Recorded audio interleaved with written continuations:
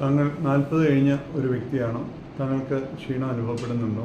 അല്ലെങ്കിൽ ഊർജ്ജക്കുറവ് അനുഭവപ്പെടുന്നു?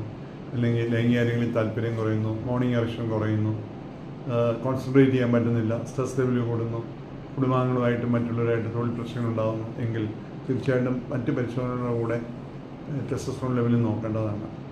ഇനി ടെസ്റ്റോസ്റ്ററോൺ ലെവൽ പുരുഷന്മാരിൽ കുറയും, അവരുടെ ഉയരം കുറയും, അത് പ്രത്യേകം ശ്രദ്ധിക്കണം. ഇതിനാണ് നമ്മൾ ആൻഡ്രോപ്പോസ് എന്ന് പറയുന്നത്, ആർത്തവവിരാമം എന്ന് സ്ത്രീകളിൽ പറയുന്ന പോലെ.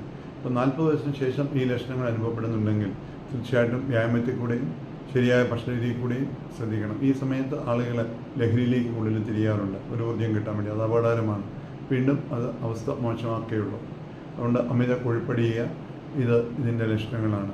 അപ്പം പങ്കാളിക്ക് ഈ സമയത്ത് ഹോർമോൺ ചേഞ്ചുകൾ വരും, അവർക്കും ഇപ്പോൾ ഇറിറ്റബിളാവും. അപ്പോൾ രണ്ടുപേരും ഇറിറ്റബിളാകുമ്പോൾ കുടുംബത്തെ അന്തരീക്ഷം വളരെ മോശമാവും. അപ്പോൾ 40 വയസ്സിന് ശേഷം കുടുംബത്തിൽ അസ്വസ്ഥതകൾ കൂടുന്നുണ്ടെന്ന് തോന്നാൽ പുരുഷനും സ്ത്രീയും അവരുടെ ഹോർമോൺ ലെവലിൽ നോക്കി അത് അവരുടെ കുടുംബജീവിതം ബാധിക്കുന്നുണ്ടെങ്കിൽ അവരത് ചികിത്സ തരുന്നതാണ്.